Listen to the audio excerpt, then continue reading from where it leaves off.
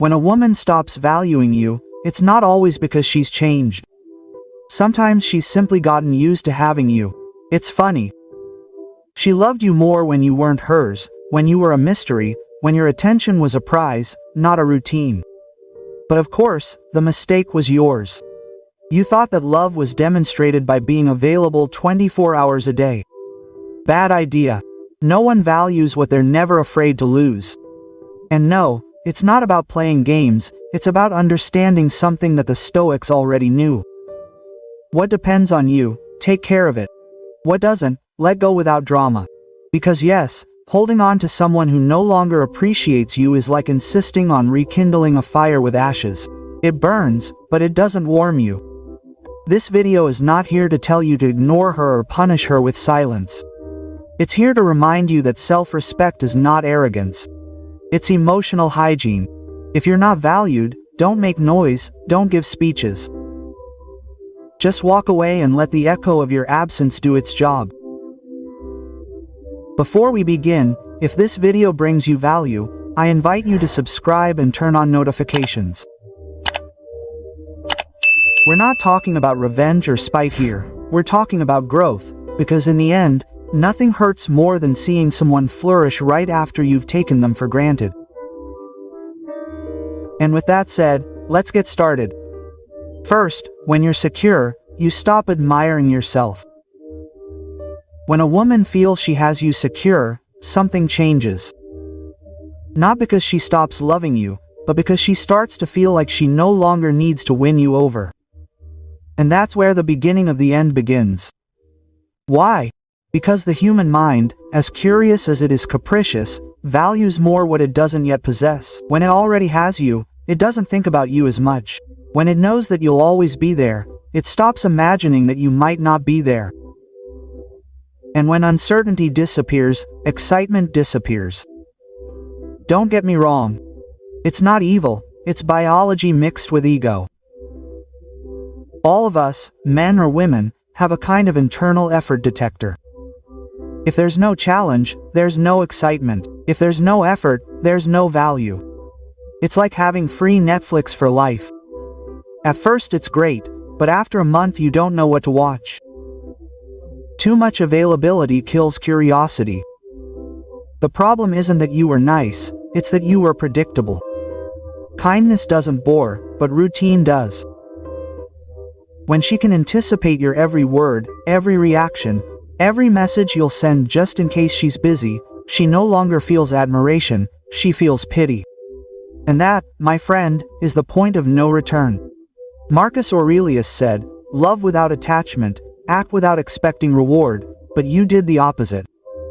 You gave everything expecting to be recognized. Every kind gesture became a bargaining chip. And of course, when you didn't get what you expected, frustration set in. Ironic, isn't it? You wanted love and ended up feeling deprived. You wanted connection and ended up with silence.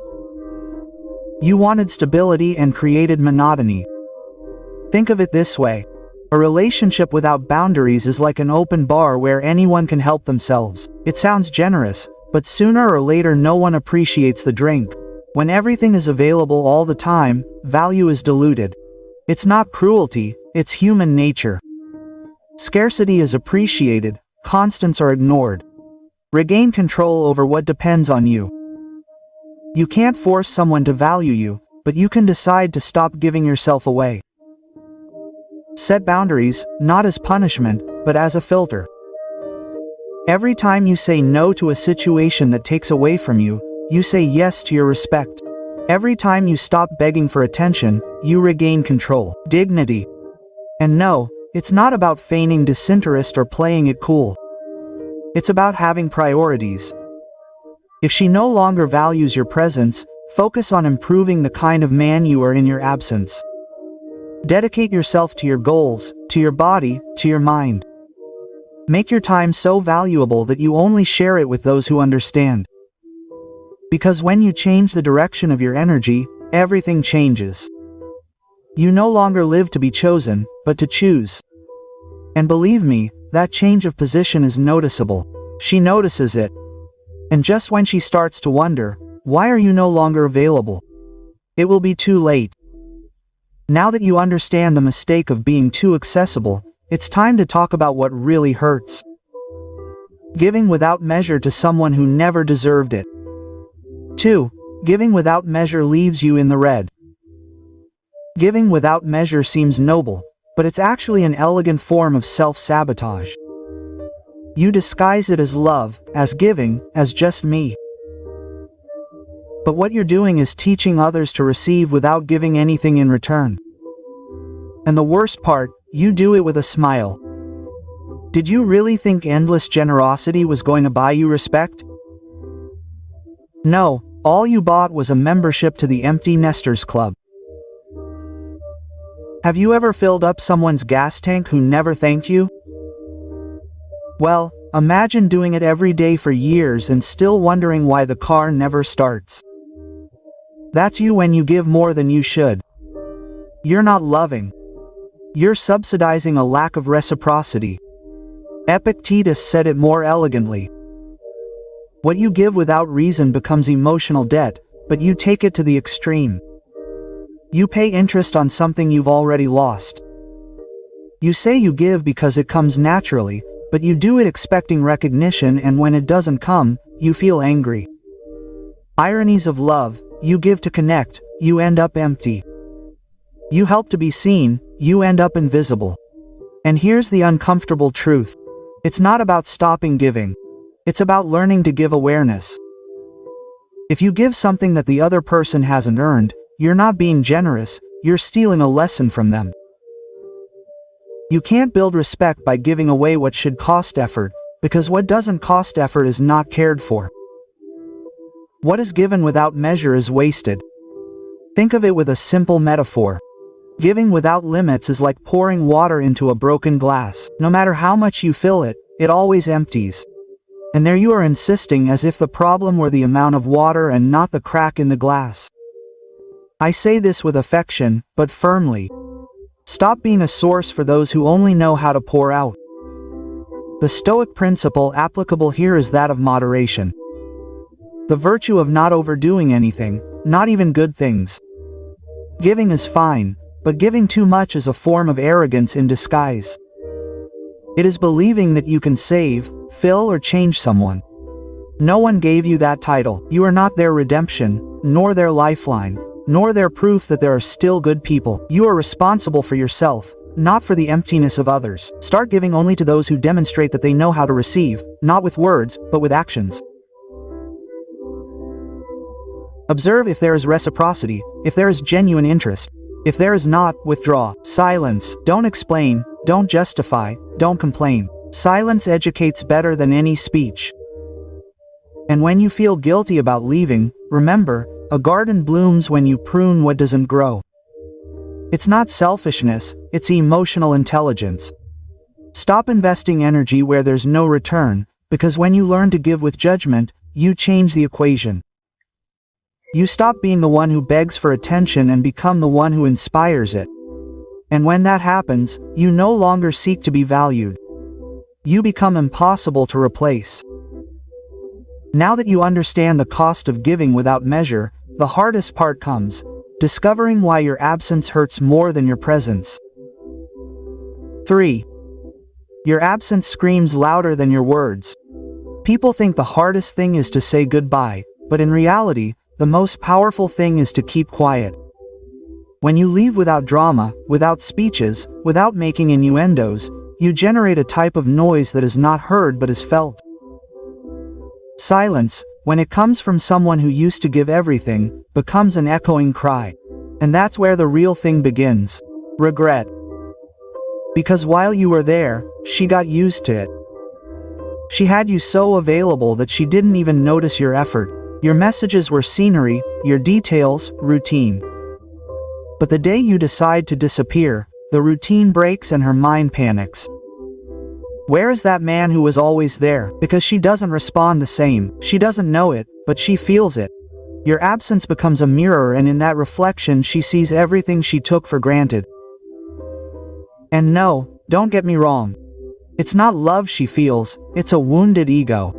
Because what hurts the most is not losing you, but losing control over yourself. Before, you were predictable. One word from her was enough to have you back. Not now. Now your silence weighs more than any romantic speech. And that weight, believe me, is unbearable. The Stoics understood it well. Seneca said, "The strong man does not despair over what he loses, but disciplines himself with what remains." And what you have left after you're gone is the most valuable thing you can recover, your power. The one you gave away amidst double texts, unanswered calls, and sleepless nights. That power that disguises itself as pride but is actually dignity. Imagine this. Your silence is like Wi-Fi. No one notices until it's gone. Then they become desperate to reconnect. Suddenly, the same, "I don't have time." Now they have time to hear from you. Awkward silences turn into internal questions. Has he met someone? Is he okay? Why doesn't he seek me out? And you, in the meantime, calm, rebuilding yourself. When you notice that your presence is no longer valued, retreat gracefully. Don't warn, don't negotiate, don't warn. Just move, not to manipulate, but to heal. Self-love needs no explanation, only decision. If you had to insist to be heard, you were already in the wrong place. The less effort you put into proving your worth, the clearer it becomes. Your distance becomes a reminder. Your silence becomes nostalgia. Don't focus on you in their emotional punishment, because nothing is more confusing than seeing who you took for granted. Living in peace without you, you don't need revenge. Indifference does all the work. Time and contrast are cruel but fair teachers. While you improve, whoever didn't value you learns their lesson through loss. And there is no sentence more painful than, "I used to have it and I didn't know how to see it." So let your absence speak.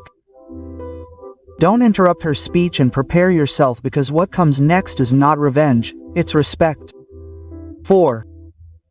When you lose respect, you become a decoration. Respect is not lost suddenly, it bleeds away in small concessions. A look you ignore, a fault you excuse, a humiliation you justify with a, "That's how she is," and when you finally realize it, you are no longer the man you knew, but a diluted version of yourself. Ironic, isn't it? You tried so hard to preserve the relationship that you ended up losing yourself. Disrespect does not begin with shouting, but with silence.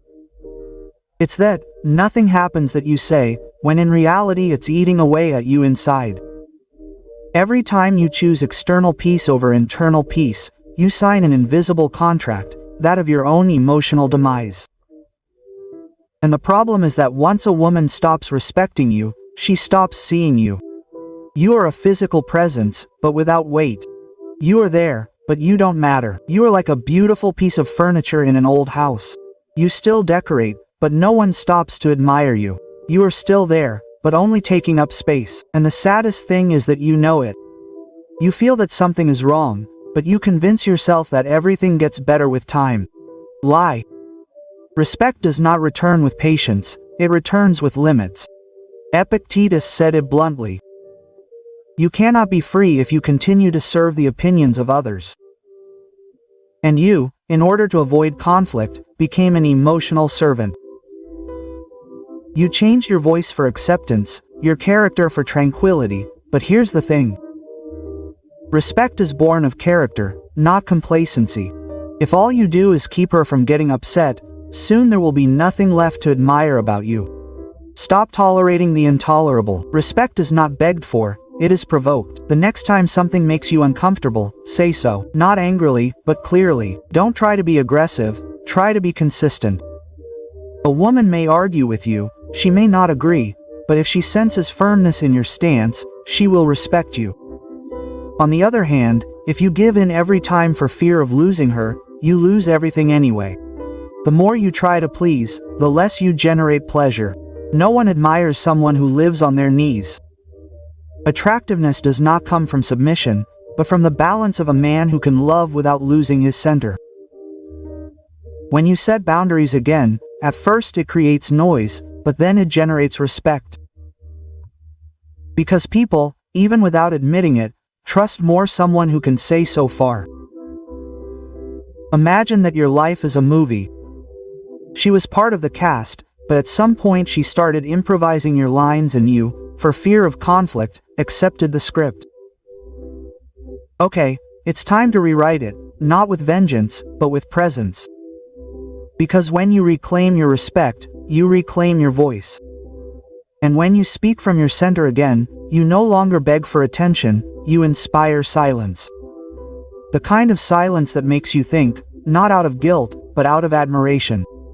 Now that you know that respect is not demanded, it's cultivated, it's time to discover what hurts the most after losing you.